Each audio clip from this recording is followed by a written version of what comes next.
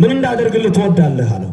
አሁንም ልብ በሉ ይሄ ሰውዬ ከእናቱ ማህፀን ጀምሮ አይኑ አያይም፣ እውር ነው፣ አይነ ስውር ነው፣ አያይም። ስለዚህ የጌታ ጥያቄ ግራ የሚያጋባ ይመስላል። ምን እንዳደርግልህ ትፈቅዳለህ? የሰውየው መልስ ወዲያውኑ ምንድነው? ወይቤሎ ጌታን ምን አለው? ረቡኒ ከመ እርአይ፣ ጌታ ሆይ አይ ዘንድ እወዳለሁ አለው። ወዲያው አየ። ወርእየ ሶቢሃ፣ ወዲያው አየ። ወተልዎ በፍኖት፣ ወዲያው በመንገድ ተከተለው ይላል። አሁን ሁለቱም ታሪክ ሰምታችኋል። የዘብዴዎስ ልጆች፣ የማርያም ልጆች፣ የያዕቆብና የዮሐንስን ታሪክ ሰምታችኋል። የዚህን አይነ ብጤ፣ አይነ ስውር፣ አይነ የማያይ ሰው ታሪክ ሰምታችኋል። ሁለቱም የተጠየቁት ጥያቄ አንድ አይነት ነው። ምን እንዳደርግልህ ትወዳለህ ዮሐንስ? ምን እንዳደርግልህ ትወዳለህ ያዕቆብ? ምን እንዳደርግልህ ትወዳለህ አንተ ሰው? የዘብዴዎስ ልጆች መልስ ምንድነው? ጌታ ሆይ አንተ ስትነግስ በቀኝና በግራህ እኛን ነው። የዚህ አይነ ስውር መልስ ምንድነው? ጌታ ሆይ አይ ዘንድ። አሁን የሁለቱን ነገሮች እንመልከታቸው። ከዛም ራሳችንን የምንመረምርበትን ነገር እንመልከት። ምክንያቱም ሁሉም ሰው ከእግዚአብሔር የሚጠይቀው ብዙ ነገር አለ። እግዚአብሔር የምትጠይቁትን ሁሉ ይመልስላችሁ፣ የልመናችሁን ይፈጽምላችሁ። አንዱ ሚሊዮን ብር ስጠኝ ይላል። ዕቃ ገብቷል ዛሬ፣ እንደው 1 ሚሊዮን ብሩን እባክህ እያለ ይለምናል። ከጎኑ ደግሞ የዕለት እንጀራዬን ስጠኝ ዛሬ እባክህ፣ ምሳ መብላ የለኝም ይላል። 10 ብር አውጣና በእናትህ ሂድ፣ ኔትወርኩን አታጣፍ፣ ሂድና በላ። የእግዚአብሔር ኔትወርክ የሚጣበብ መስሎታል እሱ የሚለምነው። እግዚአብሔር የሚለምኑት ሁሉ ይሰማል፣ እንደምትፈልጉት ይሰማል። ግን ምንድነው የምትፈልጉት? ይሄ ትምህርት ምን እንደምንጸልይ ምን እንደምፈልግ፣ ለምሳሌ ስለ ራሳችሁ ህይወት ሊሆን ይችላል፣ ስለ ኢትዮጵያ ሊሆን ይችላል። ምንድነው የምንፈልገው የሚለውን ማወቅ ይኖርብናል። የነዚህ የሁለቱም ሰዎች ነገር ሰምተናል። እነ ዮሐንስ እነ ያዕቆብ የፈለጉት ቀላል የሚመስል ነገር ነው። በቃ አንተ ስትነግስ ሁሉ ስለምትችል በቀኝህና በግራህ እንሁን ነው። የዚህ አይነ ስውር ጥያቄ መልስ ደግሞ ጌታ ሆይ አይ ዘንድ እፈልጋለሁ ነው። እግዚአብሔር ጸሎትን ይሰማል፣ የሁሉንም ጸሎት ይሰማል፣ የሁላችንን ጸሎት ይስማል። ሁለት ሰዎች ሊጸልዩ ሱባኤ ገቡ። ሁለት ሰዎች እንደውም መነኮሳት ናቸው። ስለ ኃጢአታቸው ንስሐ ገቡ፣ ጸለዩ። ጸሎታቸውን ጨርሰው ሲወጡ የአንዱ ፊት ያበራል፣ የአንዱ ፊት ደምኗል፣ እንደ ጨለማ ሆኗል። የማን ጸሎት ነው የተቀበለው እግዚአብሔር? ምን ነው አያችሁኝ? ሁላችሁ አልገባችሁም? እንደ ጥያቄው ሁለት ሰዎች ስለ ኃጢአታቸው ሱባኤ ገቡ። ሱባኤውን አቋርጠው ጸሎታቸውን ጨርሰው ወጡ። የአንዱ ፊት ያበራል፣ የአንዱ ፊት ጠቁሯል። የማን ጸሎት ተቀበለ እግዚአብሔር? እርስ በርስ ቶሎ ተነጋገሩ። የማን ተቀበለ? ቶሎ ጎን ለጎን 30 ሰከንድ ሰጥቻለሁ። ቶሎ የማን ተቀበለ? ለኔ አይደለም ያልኩ፣ ተነጋገሩ ነው ያልኩት። እዛ ፊቴ ይበራል፣ መልካም ታደርጉ ፊቴ ይበራ ነበር ይላል።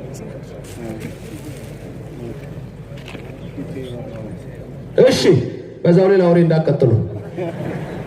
የማንን ተቀበለ? ፊቱ የሚያበራው ምልክት ስጡኝ። ፊቱ የሚያበራው እሺ፣ ፊቱ የጠቆረው እሺ፣ የሁለቱንም በጣም ጥሩ። እግዚአብሔርን ሱባኤ ለምናችሁ ጠይቃችሁ አንዳች ነገር አታጡም። ሰምቶ የሚፈጽም አምላክ ነው። ክብርና ምስጋና ለእግዚአብሔር ይድረሰው። ግን የሁለቱ መነኮሳትን ነገር ልንገራችሁ። የአንዱ ፊት የጠቆረው ለምንድን ነው? ሲኦልን እያየ ከዚህ ጨለማ አውጣኝ ይል ስለነበረ ነው። ከዚህ ጨለማ አውጣኝ ሲል ጨለማውን እያየ ስለነበረ የጸለየው ይሄ መጽሐፈ መነኮሳት ነው፣ አበው ያውቁታል። ከዚህ ጨለማ አውጣኝ ብሎ የሚያየው ጨለማው ስለሆነ ከዛ ውስጥ አውጣኝ ሲል የዛ የጨለማው ነገር ፊቱ ላይ ነው የተቀረጸው። ያኛው ደግሞ ገነትን እያየ አቤቱ ከገነት ከተተኝ፣ ከዚህ ከተተኝ፣ ከዚህ ከተተኝ ሲል የገነት ብርሃን ተስሎበት እንጂ የለመኑትን ሁሉ የሚሰማ አምላክ አለን። ክብርና ምስጋና ለእግዚአብሔር ይድረሰው፣ ስሙ የተመሰገነ ይሁን። ጥያቄው ምንድነው እንዳደርግላችሁ የምትፈልጉት የሚለው እንጂ እንዴትም ብትጸልዩ እግዚአብሔር ይሰማል። አንድ ነገር ግን ወቁ፣ የምትፈልጉትን ሁሉ አይሰጣችሁም። የሰማችሁ ነው። የምትፈልጉትን ሁሉ የሚያስፈልጋችሁን ግን ይሰጣችኋል። የሚያስፈልጋችሁን ይስጣችሁ ደግሞ ያውቃል። ክብርና ምስጋና ለስሙ ይድረሰው። አንድ ሰው ሲጸልይ ምንም የሚያውቀው ነገር የለም። ቅድም በወንጌል ላይ ቅድም እንደሰማችሁት ወንጌል ሊነበብ ሲል ደረሰ አንድ ቀን መቅደስ። በወንጌል የሰማው ምንድነው? ያላችሁ ሁሉ ትታችሁ ተከተሉኝ የሚል ነው። ተከተሉኝ በቃ እሱን ሰማ። እልም ብሎ ገዳም ገባ። እንዴት እንደሚጸልይ እንኳን አያውቅም። የሚለው ምንድነው? አትማረኝ አትማረኝ አትማረኝ አትማረኝ። የበቃ አባት አገኘው። ይህ አባት የበቃ ነው። ባህር አለ። ባህሩን ተሻግሮ በደመና ነው የመጣው። ይሄ የበቃው አባት ደመና ላይ ሆኖ፣ አባቶቻችን በደመና ይሄዳሉ። በደመና ላይ ሆኖ ይመጣል። በደመና ላይ ሆኖ መጥቶ ይሄን ሰው ያገኘዋል። የሚጸልየው ምን እያለ ነው? ይሄ ሰው አትማረኝ አትማረኝ አትማረኝ። አንተ ለምን እንዲህ ብለህ ትጸልያለህ? መጸለይ ያለብህ ብሎ የጸሎትን ስርዓት በጠቅላላ አስተማር፣ መከረው። ከዛ በኋላ እንደመጣ አመጣጥ ደመናውን ተቀመጠና ባህሩን ተሻግሮ ሲሄድ ይሄ አባት ደግሞ ሊጸልይ ሲጀምር ያስተማረው ሁሉ ጠፋ። እንደገና ተመልሶ ዘዋፉ አትማረኝ አትማረኝ አትማረኝ። ከዛ በኋላ አባ እያለ ያ በደመና ላይ ባህሩን ተሻግሮ ሲሄድ ይሄ ደግሞ በእግሩ እየሮጠ አባ ጠብቀኝ አባ ጠብቀኝ እያለ መሬቱን ጨርሶ ባህሩ ላይም ሲሄድ ባህሩ ላይ እንደ መሬት እየረገጠ ነበር ይሮጥ የነበረው። ክብርና ምስጋና ለእግዚአብሔር ይድረሰው። በባህሩ ላይ እየረገጠ እየሮጠ ሄዶ ባህር ላይ ቆሟል እኮ። እየሰማችሁ ነው ሁላችሁ? ምን ላይ ነው የቆመው? ምን እያለ ነበር ይጸልይ የነበረው? እንደምንም ጸልዩ እንጂ እግዚአብሔር ይሰማችኋል። ለጸሎት ትጉ እንጂ እግዚአብሔር ይሰማችኋል። ትንሽ ቁሙ እንጂ እግዚአብሔር ይሰማችኋል። ትንሽ ለምኑ እንጂ እግዚአብሔር ይሰማችኋል። አብዝቶ መስጠት ደግሞ ልማዱ ነው። ቤታችሁን በበረከት ይሙላላችሁ። ቤተ ክርስቲያናችንን ከአላውያን ይጠብቅልን። አገራችንን የምትመኘውን ሰላም ይስጥልን። ክብር ምስጋና ለሥላሴ ይሁን። ባህሩ ላይ ቆሟል። እንዲህ ቆሞ ባህሩ ላይ እሱ ደግሞ ያኛ የበቃው አባት ደመና ላይ ነው። አባ ያስተማርከኝ ጸሎት ጠፋኛል፣ ሂድ እንደ ቀድሞ ጸልይ አለው። በቃ አየዋ ባህሩ ላይ ነው የቆመው። ሂድ እንደ ቀድሞ ጸልይ። በምንም ይሁን በምንም ለጸሎት ትጉ። በዛ ውስጥ የሚመጣ ጥያቄ ደግሞ ምን ላድርግላችሁ የሚል ነው። የዘብዴዎስ ልጆች ሁለቱ የጠየቁት ምንድነው ስንል የጥያቄው መነሻ ደቀ መዛሙርቱ የሁሉ ታላቅ ማን ነው አለቃ የሚሆን እያሉ ያስባሉ። ክርስቶስም በምድር ላይ የሚነግስ መስሎ ተሰምቷቸዋል። ስለዚህ ሁለቱ አንደኛ እናታቸውን ላኩ፣ ሁለት ራሳቸው መጡ። ከዛ በኋላ ጌታ ሆይ አንተ ኢየሩሳሌም ስትነግስ በቀኝና በግራ አብረን እንንገስ አሉት። ክርስቶስ ደግሞ የተናገረው ስለ ስቅለቱ ስለ ሞቱ ነው። የምታውቁትን የምትለምኑትን አታውቁ፣ ይተአምሩ ዘትስዕሉ የምትለምኑትን አታውቁ። የጠየቁት ምንድን ነበረ? ሞት ነው። እናታቸውም የጠየቀችው ምን ነበረ? ሞት ነው። ዮሐንስ እኮ እናት ነበረችው፣ ያዕቆብም እናት ነበረችው፣ ስሟ ማርያም ነው።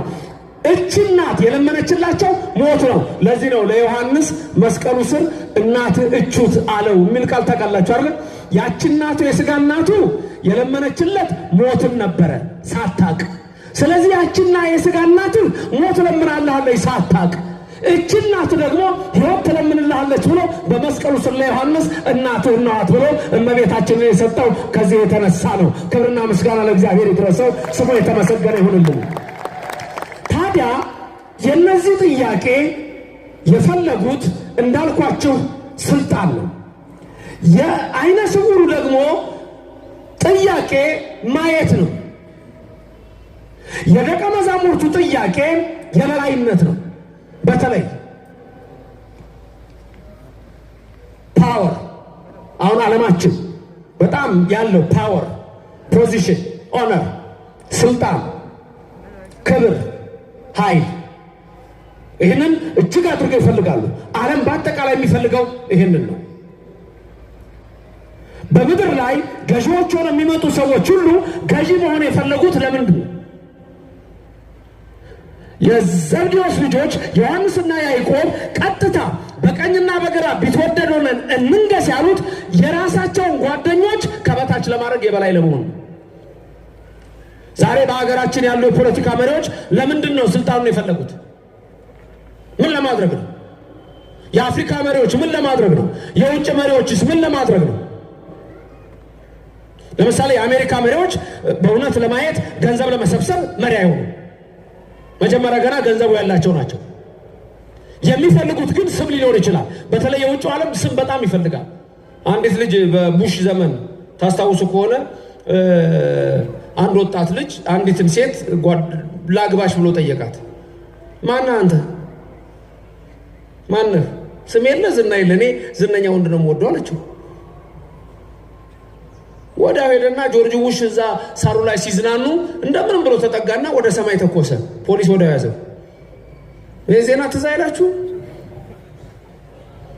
ወዲያው በዜና ላይ ቀረበ። አገባቸው። ምን አይነት ባል ትፈልጊያለሽ? ምን ላድርግልሽ ይልሻል እግዚአብሔር።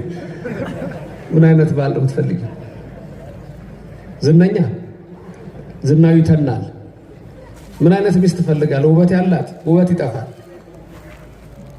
በሁሉም ላይ ነው ጥያቄው። የዘብዴዎስ ልጆች የፈለጉት መቆጣጠር ነው፣ ስልጣን ነው። ዛሬስ ብዙዎች ምን አይነት ስልጣን ነው የሚፈልጉት? ስልጣኑንስ ለምንድን ነው የሚፈልጉት? በየክልሉ ያሉ መሪዎች ለምን ነው የሚፈልጉት? ቦታዎች፣ ክልሎች ለምን ነው ክልል የሚሉት? በእውነት ህዝቡን ለመርዳት ነው? በእውነት ውሃ ለማውጣት ነው? ጉድጓድ ውሃ? በእውነት አሮጊቶችን ለመርዳት ነው? ጤና ጣቢያ ለማቋቋም ነው? ሆስፒታል ለማቋቋም ነው? ወይስ የራስን ቤት ለማካበት ነው? ወይስ ዘመድን ስልጣን ላይ ለመስጠት ነው? ቅይር ነው የሚመስለው። ተመልከቱ። የዘብዴዎስ ልጆች ችግር የፈለጉት ስልጣን ሌላውን ለመጨቆን እንጂ ሌላውን ለመጥቀም አልነበረም። ልዩነቱ ይሄ ነው። የዛ የዓይነ ስውሩን ነገር ደግሞ ስታዩ የጠየቀው ምንድነው? ማየት ነው። የዘብዴዎስ ልጆች ከጌታ ጋር አብረው ያሉ ናቸው።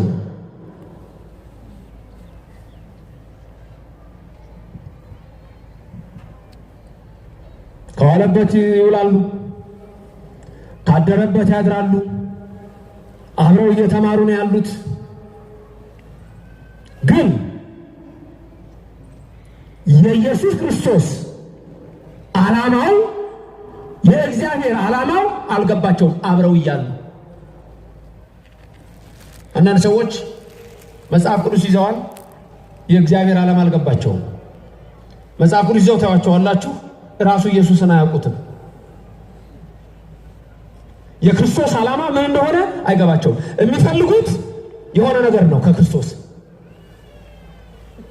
አብዛኛው ዓለማችን በተለይ ስለ ፕሮቴስታንት እምነት ድንገት እዚህም ውስጥ ያላችሁ ካላችሁ አጠቃላይ የሚሰበከው ስጋዊ ነው። ስለ ኢየሱስ ክርስቶስ በእውነት ምንም ነገር አይሰበክም። አንድ ነገር ይባላል፣ ስሙ ይጠራል፣ ሃሌሉያ ይባላል። ግን ያ ኢየሱስ ክርስቶስ ምንድነው ዓላማው? ይዘውታል፣ መጽሐፉን አያውቁትም። አውረውት ነው ያሉት፣ አይረዱትም።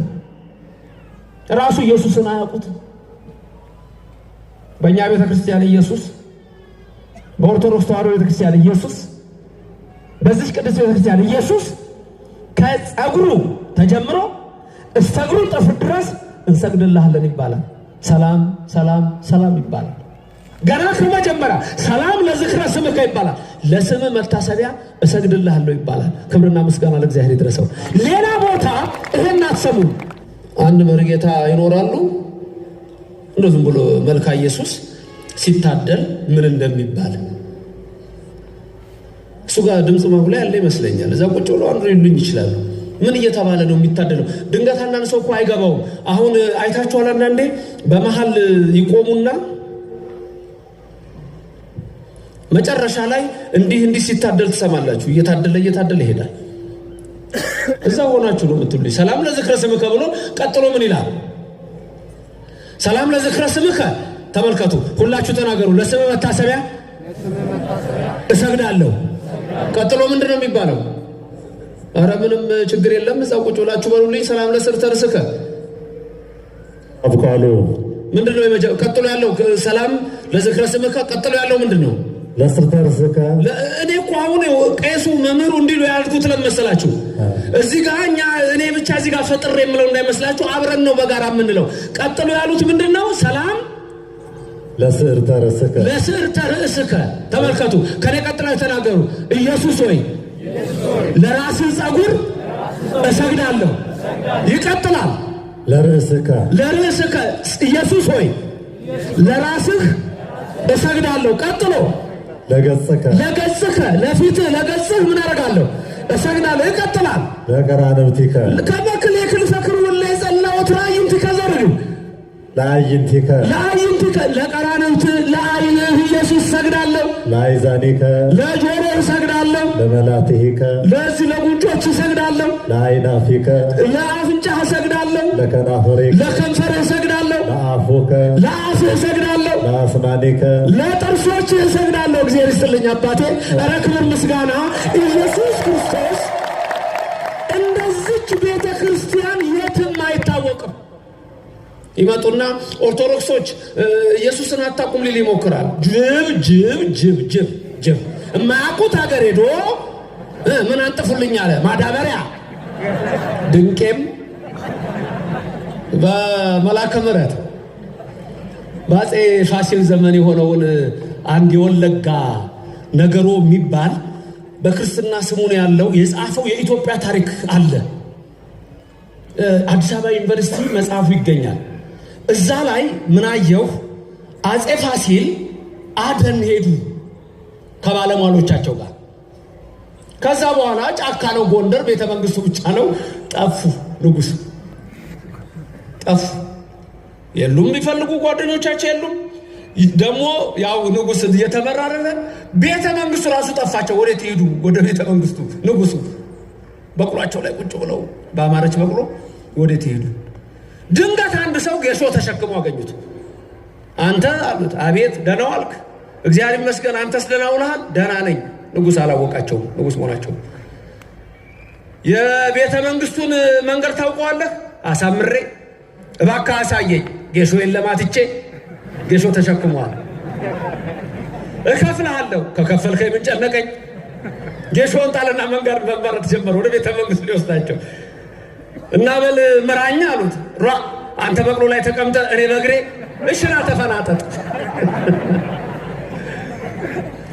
ተፈናጠጠ። ከዛ በኋላ መንገድ እየመራ ሄዱ።